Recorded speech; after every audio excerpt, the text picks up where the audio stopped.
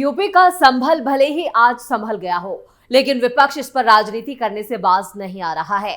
संभल में हालात सामान्य करने के लिए प्रशासन ने पूरी ताकत झोंक दी है, लेकिन इस बीच संभल में पाकिस्तान की साजिश के सबूत सामने आए हैं। सर्च ऑपरेशन के दौरान मस्जिद के घर के पास नालियों से पाकिस्तान में बने हुए कारतूस बरामद किए गए हैं। नालियों में पाए गए कारतूस पाकिस्तान में बने हैं, जो एक बड़ी अंतर्राष्ट्रीय साजिश की तरफ इशारा कर रहे हैं। तो कैसे जांच टीम ने किया बड़ा खुलासा? जांच टीम को मिले सबूत से क्यों विपक्ष में मचा है हड़कंप? क्यों कट्टरपंथियों पर योगी की पुलिस ने कसा है शिकंजा? सब कुछ आपको बताएंगे अपनी इस स्पेशल स्टोरी में। आप सभी का स्पेशल स्टोरी में बहुत बहुत स्वागत है। मैं हूं परवीन शेख।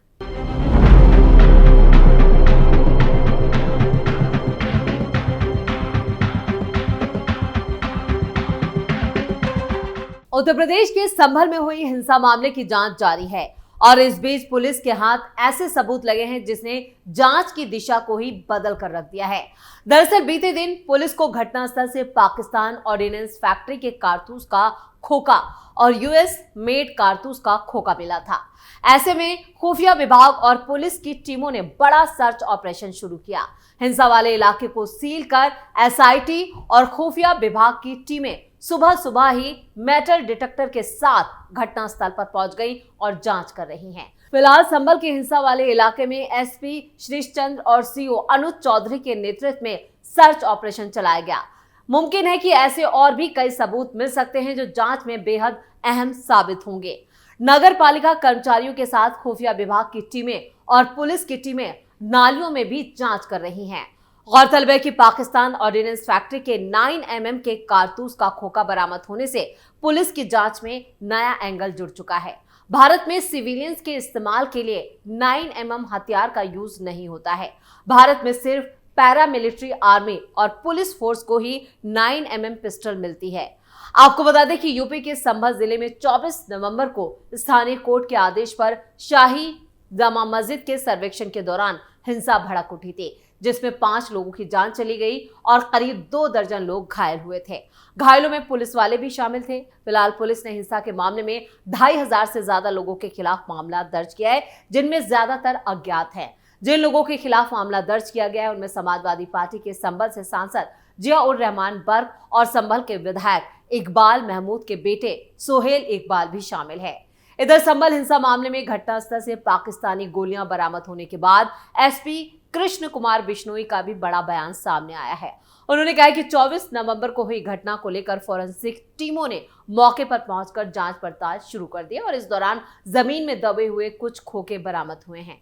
एसपी ने आगे कहा, घटनास्थल पर फोरेंसिक टीम और नगर निगम को एक फायर किया हुआ POF 9mm 6826 AFN star case मिला है, जिस पर स्ट्राइकर पिन का निशान है। एक made in USA 12mm bore का कारतूस मिला है। इनमें से कोई भी बोर पुलिस का नहीं है। कुल 6 फायर किए हुए कारतूस मिले हैं। ये जांच और तलाशी जारी रहेगी। ये एक संवेदनशील मामला है। हम घटना के फुटेज में दिखाई देने वाले व्यक्तियों की भी पहचान कर रहे हैं। इसके साथ ही एसपी सिटी ने एक और चौंकाने वाला खुलासा किया है, जिससे कई सवाल खड़े हो रहे हैं। एसपी कृष्ण कुमार बिश्नोई का कहना है कि यहां पर उपद्रवियों ने जामा मस्जिद पर पहुंचने से पहले ही सीसीटीवी कैमरे तोड़ दिए थे। इसके बाद पुलिस पर पत्थरबाजी के साथ गोलियां भी चलाई गई, उसके भी सबूत मिले हैं। अब पुलिस के सामने 9mm पिस्टल को बरामद करना किसी चुनौती से कम नहीं है। एसपी का कहना है कि हमारी जांच इस बिंदु पर शुरू हो चुकी है। जल्द ही उन हथियारों को भी बरामद किया जाएगा जिनका इस्तेमाल बवाल के दौरान उपद्रवियों ने इस्तेमाल किया। एसपी ने बताया कि उपद्रवियों ने पूरी साजिश के साथ घटना को अंजाम दिया। पहले सीसीटीवी कैमरे तोड़े गए, फिर गोलियां चलाई गई। बताया ये भी जा रहा है जहां से सीसीटीवी कैमरे तोड़े गए वहां से मिली DVR को रिकवर किया जा रहा है, जिससे कोई अहम सबूत उपद्रवियों के खिलाफ मिल सके। संभल में भीड़ कैसे इकट्ठा हुई? बवाल साजिश से हुआ या किसी ने मौके पर भड़काया? इसकी जांच तो चल ही रही है, लेकिन ये भीड़ मस्जिद के नजदीक अचानक कैसे पहुंची? इस सवाल का जवाब मिलना बाकी है। सुबह के वक्त जब आधा शहर सोया हुआ था, उस वक्त सैकड़ों की संख्या में लोग इकट्ठा होना और फिर से बवाल मचाना शुरू कर दिया। ऐसे कई सवाल हैं जिनका जवाब मिलना बाकी है। हालांकि कई बिंदुओं पर पुलिस की तहकीकात चल रही है। एसपी का कहना है कि हमारी छानबीन साजिशकर्ताओं तक पहुंचने की है। अलग अलग बिंदुओं पर जांच के लिए टीमों को लगाया गया है। जल्द साजिशकर्ताओं का भी राज फाश कर दिया जाएगा। एसआईटी की 2 टीमें कर रही हैं जांच।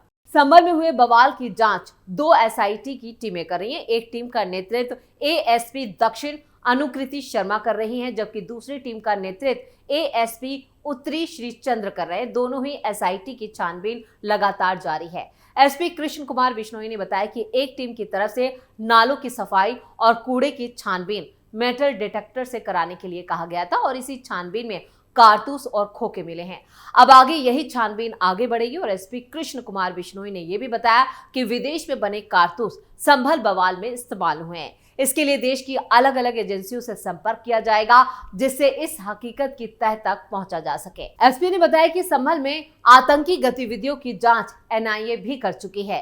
कई दूसरी एजेंसियों ने भी जांच की है। अब विदेशी कारतूस का इस्तेमाल होना भी चौंकाने वाला तथ्य है, इसलिए एजेंसियों की मदद ली जाएगी। 2 आरोपी गिरफ्तार कर भेजे गए जेल। संभल पुलिस ने मंगलवार को ही बवाल में शामिल 2 और आरोपियों को गिरफ्तार किया। दोनों आरोपी बवाल के दौरान घायल हो गए थे और दोनों का इलाज चल रहा था। सेहत में सुधार होने के बाद पुलिस ने पूछताछ के बाद अदालत में इन दोनों को पेश किया, जहां से इन्हें जेल भेज दिया गया। अभी एक और आरोपी का इलाज चल रहा है। उसकी हालत में सुधार होने पर अदालत में उसे भी पेश किया जाएगा। एसपी कृष्ण कुमार बिश्नोई ने बताया कि संभल कोतवाली पुलिस ने नखासा थाने के क्षेत्र शहबाजपुरा निवासी अजीम और बड़ा बाजार निवासी हसन को 24 नवंबर को हुए बवाल में ये दोनों शामिल थे और ये भी बताया कि दोनों को पुलिस ने घायल होने पर गिरफ्तार किया था, जिसके बाद इन्हें अस्पताल में भर्ती किया गया था, जहां इनका इलाज चल रहा था। और मंगलवार को जैसे ही इनकी सेहत में सुधार हुआ तो पुलिस ने दोनों को अदालत में पेश किया, जहां से दोनों को सीधा जेल भेज दिया गया। जबकि एक और आरोपी का अभी भी अस्पताल में इलाज जारी है। साथ ही कई आरोपियों की तलाश की जा रही है। आपको बता दें कि बवाल में 5 एफआईआर संभल कोतवाली में दर्ज की गई हैं और 2 एफआईआर नखासा थाने में दर्ज हुई हैं, जिसमें 40 नामजद और 2750 अज्ञात आरोपी बनाए गए, जिनमें से 32 आरोपी जेल भेजे जा चुके हैं और इन आरोपियों में 3 महिलाएं भी शामिल हैं। संभल के आरोपियों से सपा नेताओं की मुलाकात। मुरादाबाद के जेलर और डिप्टी जेलर सस्पेंड। संभल को लेकर 4 दिसंबर को ही एक और बड़ी खबर सामने आई, जिससे विपक्ष को जबरदस्त झटका लगा है।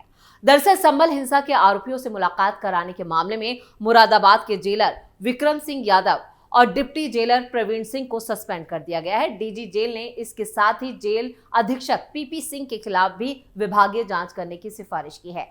जेल प्रशासन पर आरोप है कि इन्होंने हिंसा में गिरफ्तार किए गए आरोपियों से सपा के स्थानीय नेताओं को बिना जेल मैनुअल का पालन कराए मुलाकात कराई थी और इसी कार्रवाई से महकमे में हड़कंप मच गया।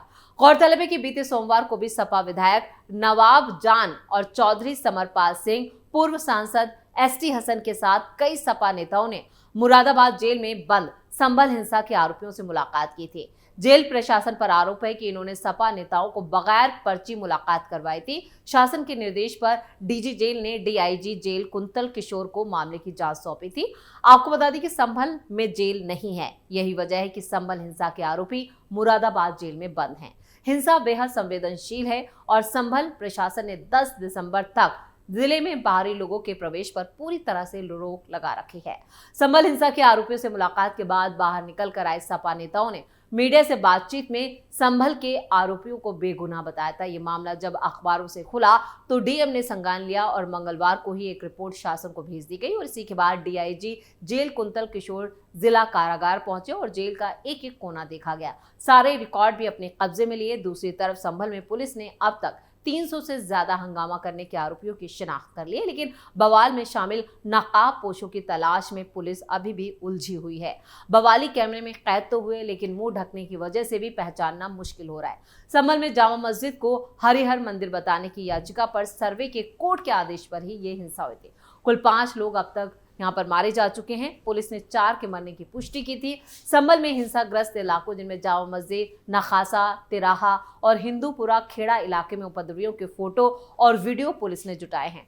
पुलिस ने पहचान के लिए खास टीम बनाई है और अब नकाबपोशों के कपड़ों और उनकी शारीरिक बनावट से उनकी पहचान करने की कोशिश की जा रही है। पुलिस का कहना है कि बवाल में शामिल सभी आरोपियों की पहचान की जाएगी और इन्हें फिर अदालत में पेश किया जाएगा, उसके बाद ही जेल भेजा जाएगा। लेकिन पुलिस की यहाँ पर जिस तरह से तेजी देखी जा रही है उससे साफ है कि आने वाले दिनों में और कई कट्टरपंथी और बवाली पुलिस के शिकंजे में होंगे। इसी के साथ स्पेशल स्टोरी में इतना ही। वीडियो कैसा लगा कमेंट करके अपनी राय जरूर दें। वीडियो को लाइक करें, शेयर करें और कैपिटल टीवी को सब्सक्राइब जरूर करें। धन्यवाद।